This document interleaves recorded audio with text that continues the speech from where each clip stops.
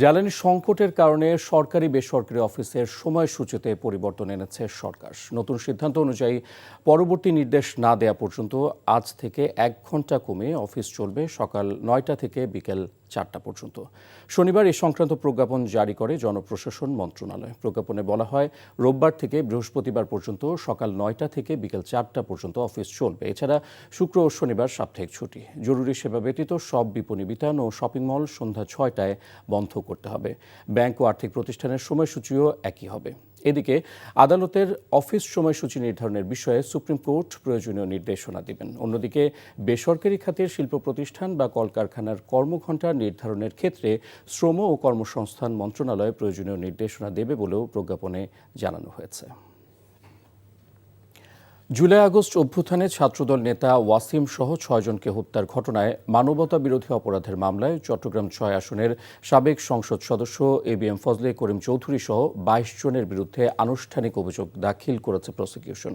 আজ আন্তর্জাতিক অপরাধ ট্রাইব্যুনালের রেজিস্ট্রারের কাছে অভিযোগ জমা দেওয়া হয়। মামলায় অন্য আসামিদের মধ্যে অন্যতম হলেন সাবেক পররাষ্ট্রমন্ত্রী ডক্টর হাসান মাহমুদ, সাবেক শিক্ষামন্ত্রী মহিবুল হাসান চৌধুরী নওফেল, চট্টগ্রাম সিটি কর্পোরেশনের সাবেক মেয়র আজম নাসিরউদ্দিন, রেজাউল করিম, মহিউদ্দিন বাচ্চু, হেলাল আকবর। আসামিরা সবাই আওয়ামী লীগ ও এর সহযোগী সংগঠনের সঙ্গে জড়িত। হামের প্রাদুর্ভাব রুখতে অগ্রাধিকার ভিত্তিতে দেশের 18টি জেলার উচ্চ ঝুঁকিপূর্ণ 30টি উপজেলায় জরুরি হাম রুবেলা টিকাদান কর্মসূচি শুরু হলো। সকালে ঢাকার নবাবগঞ্জে কর্মসূচির উদ্বোধন করে স্বাস্থ্যমন্ত্রী সরদার মোহাম্মদ সাখাওয়াত হোসেন বলেন, হামের সংক্রমণ করোনার চেয়ে ভয়ঙ্কর। তিনি বলেন, গত 6 বছর ধরে টিকাদান বন্ধ হওয়ায় দ্রুত ছড়িয়ে পড়েছে হাম। আরও জানাচ্ছেন ওবায়দুল্লাহ মামুন। দেশের প্রান্তিক পর্যায়েও চোখ রাঙাচ্ছে হামের সংক্রমণ।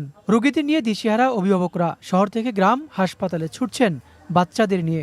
তাই হামের প্রাদুর্ভাব রুখতে সরকারের পক্ষ থেকে 2 কোটি শিশুকে টিকাদান কর্মসূচির আওতায় আনতে একযোগে দেশের 18টি জেলার উচ্চ ঝুঁকিপূর্ণ 30টি উপজেলা ও পৌরসভায় জরুরি হাম রুবেলা টিকাদান কর্মসূচির উদ্বোধন করা হয়েছে।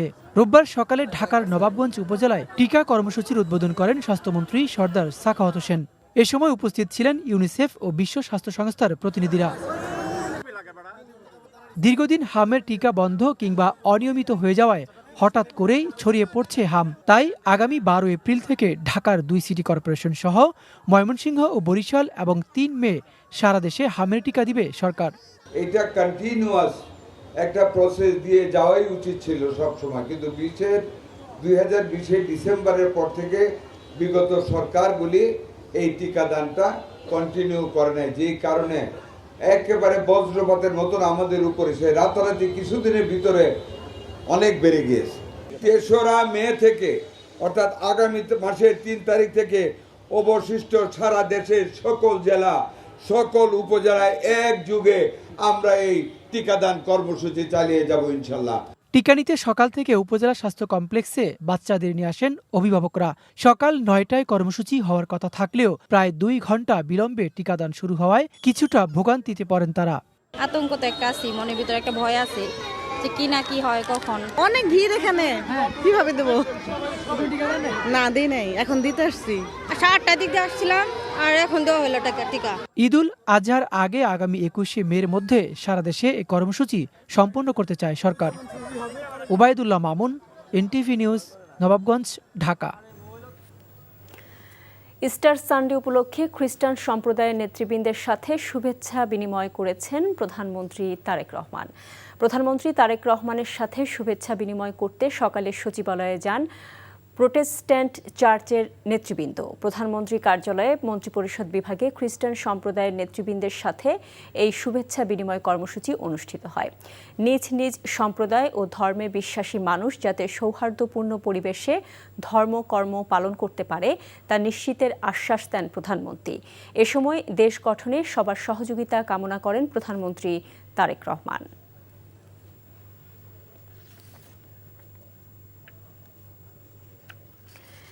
যেখানে সাশ্রয়ী মূল্যে জ্বালানি তেল পাওয়া যাবে সেখান থেকে সংগ্রহ করবে সরকার, জানিয়ে পররাষ্ট্রমন্ত্রী ডক্টর খলিলুর রহমান বলেছেন, যুক্তরাষ্ট্রের সাথে কোনো গোপন চুক্তি নেই। প্রধানমন্ত্রী তারেক রহমানের সাথে সচিবালয়ে মার্কিন রাষ্ট্রদূতের বৈঠক শেষে সাংবাদিকদের সাথে এসব কথা বলেন পররাষ্ট্রমন্ত্রী। যুক্তরাষ্ট্রের সঙ্গে আমাদের কোনো গোপন চুক্তি নাই। এই যে চুক্তি সেটা আমরা প্রকাশ করে দিয়েছি। 2 নম্বর কথা হচ্ছে যে কেউ বলছেন যে এই চুক্তির কারণে আমাদেরকে আমেরিকার কাছে পারমিশন চাইতে হচ্ছে, একেবারে মিথ্যে কথা। এই রাশিয়ান তেল কেনার ব্যাপারে সব দেশের উপরে রেস্ট্রিকশন আছে, আমেরিকান রেস্ট্রিকশন। সুতরাং আপনাকে সেই রেস্ট্রিকশনের ওয়েভার চাইতে হবে। এটার সঙ্গে চুক্তির বাণিজ্য চুক্তির কোনো সম্পর্ক নেই। নানা ধর্মীয় অনুষ্ঠানের মধ্য দিয়ে সারা দেশে পালিত হচ্ছে খ্রিস্টান সম্প্রদায়ের ইস্টার সানডে। সকালে নাটোর জেলার সবচেয়ে বড় খ্রিস্টান ধর্মপল্লী বনপাড়া লুরদের রানী মারিয়া ক্যাথলিক চার্চে 2 দফায় খ্রিস্টযোগ পরিচালনা করেন পুরোহিত ফাদার দিলীপ এস কস্তা। এছাড়া জেলার 11টি চার্চ ও খ্রিস্টান ধর্মপল্লীতে পালিত হয় ইস্টার সানডে। পাবনা ব্যাপটিস্ট চার্চে নানা অনুষ্ঠানের মধ্য দিয়ে খ্রিস্টান ধর্মাবলম্বীদের অন্যতম ধর্মীয় উৎসব ইস্টার সানডে পালিত হয়েছে। সকালে প্রার্থনা পরিচালনা করেন পাবনা ব্যাপটিস্ট চার্চের যাজক ইসাহাক সরকার।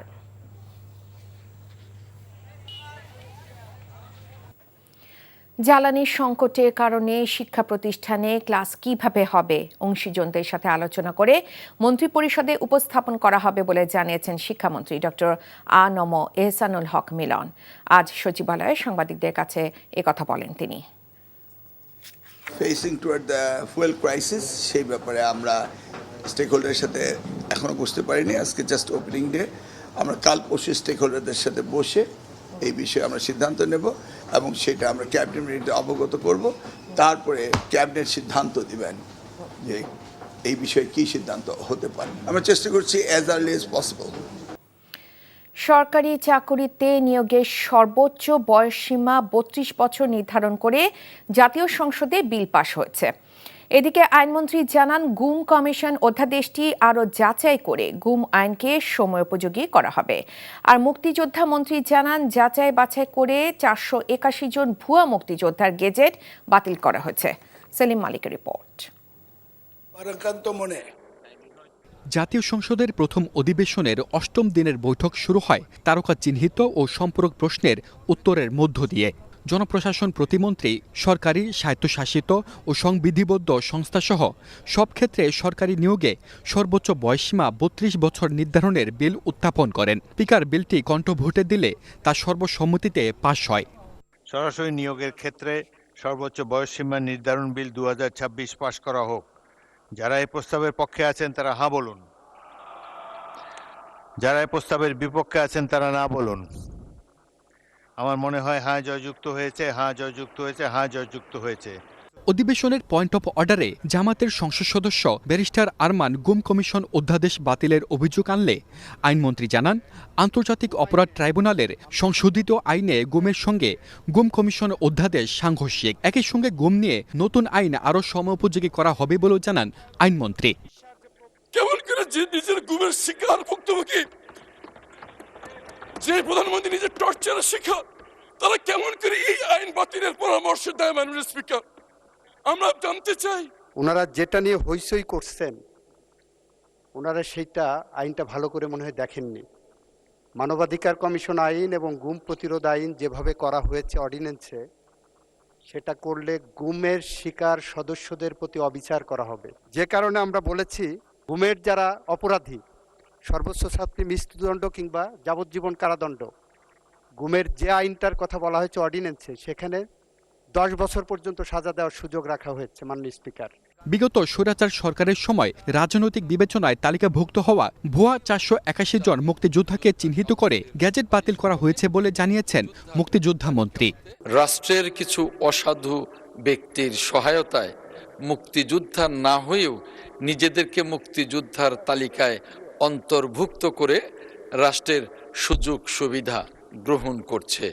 বিশেষ করে গত ফ্যাসিস্ট আমলে এই ঘটনাটি ব্যাপকভাবে ঘটেছে। এ সকল মুক্তিযোদ্ধাকে যাচাই বাছাইয়ের মাধ্যমে আগস্ট 2024 থেকে মার্চ 2026 পর্যন্ত সারা দেশে 481 জনের গেজেট বাতিল করা হয়েছে। এদিকে সংসদ অধিবেশন চলাকালে অধিবেশন কক্ষে আবারও সাউন্ড সিস্টেম বিভ্রাটের ঘটনা ঘটেছে। সংসদ অধিবেশন 30 মিনিটের জন্য বিরতি দেওয়া হলো, আসরের নামাজে বিরতি। সেলিম মালিক, NTV নিউজ, ঢাকা।